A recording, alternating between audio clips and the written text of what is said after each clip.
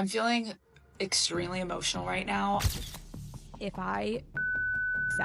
I just officially released my documentary, Call Her Alex, on Hulu. So here's the thing. Alex Cooper just dropped the most explosive bombshell of her career. If I'm being honest, I also feel nervous and scared.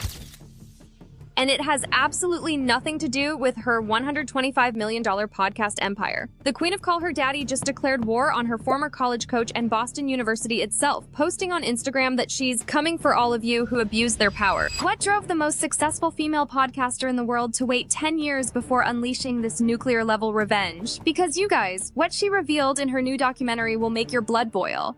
And Boston University is scrambling to contain the damage. In her brand new Hulu docuseries Call Her Alex, which just dropped this month, Cooper made shocking allegations that her Boston University soccer coach Nancy Feldman sexually harassed her for 3 years straight. I literally felt like I was in this cage.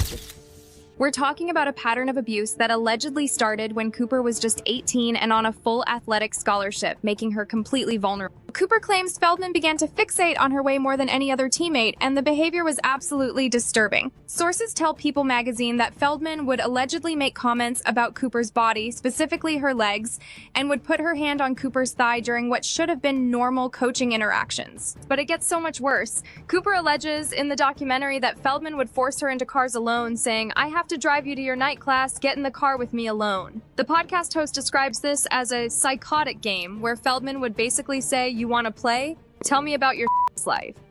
As Cooper reveals in the doc, "I didn't know what to do, and every time I tried to resist her, she would say there could be consequences, and there were."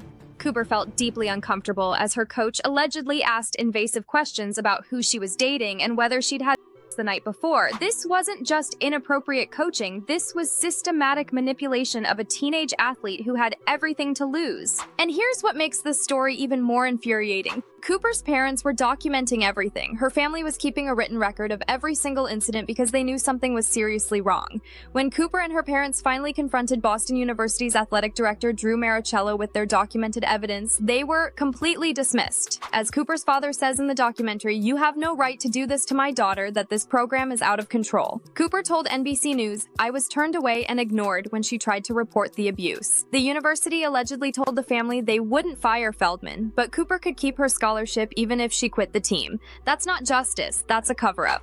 The fact that Cooper's parents were involved from the beginning makes these allegations so much more serious. We're not talking about some misunderstood interactions that got blown out of proportion years later. Cooper's family was literally documenting inappropriate behavior in real time because they recognized it was crossing professional boundaries. When your parents are writing down what your coach is saying and doing because they're that concerned, you know something is fundamentally wrong with the situation.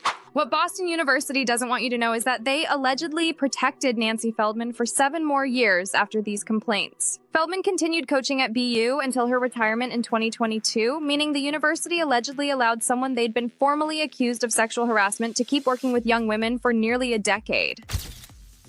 Cooper revealed in her Instagram post this week that she reported the abuse, but there was no accountability, no investigation, and no justice. Rolling Stone confirms that Boston University only issued their first statement about having a zero-tolerance policy for sexual harassment after Cooper's documentary went public.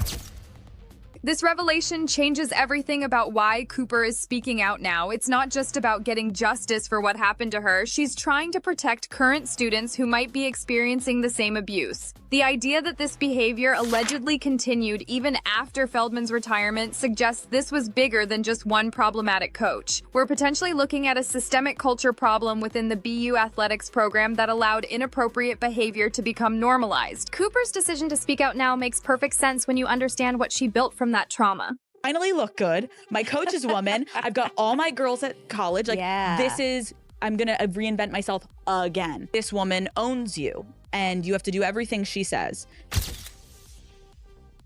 After leaving the soccer team before her senior year, Cooper channeled all that anger and determination into creating the most powerful female voice in podcasting. She went from a silenced 18-year-old to commanding $125 million deals with SiriusXM and interviewing Vice President Kamala Harris during the presidential campaign. Cooper told Variety that building her media empire was about reclaiming her voice after being powerless, And now she's using that massive platform to bulldoze through every DMN door for other survivors. What makes Cooper's transformation even more remarkable is how she turned her trauma into her superpower. The woman who allegedly couldn't speak up about harassment as a college student now hosts the second most popular podcast in America, behind only Joe Rogan. She's literally built a career around giving women permission to talk about uncomfortable topics, which is exactly what she couldn't do when she needed it most. That's not coincidence. That's someone who refused to let their silencing define them. But the story gets even more complicated because 99 former Boston University soccer players just fired back with their own bombshell. TMZ Sports obtained a letter signed by Cooper's former teammates defending Nancy Feldman, stating they categorically never felt unsafe under her leadership. The letter includes players who actually overlapped with Cooper on the team, and they're basically saying Cooper's experience doesn't match what they witnessed. One former player told the Boston Globe that while Feldman was controlling and demanding, she never saw anything that could be characterized as sexual harassment. This has created a massive divide among former BU players, with some defending Feldman's professionalism while others are quietly supporting Cooper. NBC News reports that at least 4 players who were on the team with Cooper signed the letter defending Feldman. But here's what's really telling. Some of these same players admit Feldman was an extremely difficult coach who burned them out. One defender even said she didn't touch a soccer ball for 5 years after playing for Feldman because of how exhausted she was by the experience. The timing of all this couldn't be more perfect for maximum drama. Cooper's documentary premiered at the Tribeca Film Festival just 2 weeks ago, followed immediately by her Instagram declaration of war against everyone who enabled the alleged abuse. Then this week, nearly 100 former players clapped back with their defense letter, creating this massive public battle over what really happened in that BU soccer program. Cooper responded to the backlash by doubling down, telling Dax Shepard on his podcast that she's not ashamed it took 10 years to speak out. I literally felt like I was in this cage and I didn't know what to do other than sit and be quiet and listen to her. Because can you imagine a woman who doesn't have my privilege? How the FK is anyone feeling comfortable to talk about this? The public nature of this battle is fascinating because it's essentially become a case study in how different people can experience the same environment completely differently. Some former players are saying they felt safe and supported under Feldman's leadership, while Cooper is alleging systematic harassment. Both things could technically be true if Feldman was targeting specific players while treating others professionally. The question becomes whether the positive experiences of 99 players outweigh the alleged traumatic experience of one. What makes Cooper's allegations even more credible is how they explain so much about her career trajectory. She's always been obsessed with giving women a voice and talking about topics that make people uncomfortable. Sources close to the situation tell Us Weekly that Cooper's experience with institutional betrayal at BU directly shaped her mission to create safe spaces for women to share their stories. The trauma of being silenced as a teenager turned her into someone who refuses to let anyone else be silenced. Boston University is clearly in damage control mode right now. After staying silent for over a week after the documentary premiered, they finally released a carefully worded statement saying they have robust systems for reporting harassment and encourage community members to come forward. But they notably didn't address Cooper's specific allegations or explain why no investigation happened when her family provided written documentation. The university is basically hoping this blows over, but Cooper just proved she's not backing down. What's really telling about BU's response is how generic and defensive it sounds. They're essentially saying, we have policies in place, without acknowledging that those policies apparently failed Cooper completely. It's the kind of corporate non-response that institutions use when they're hoping to avoid taking any real responsibility.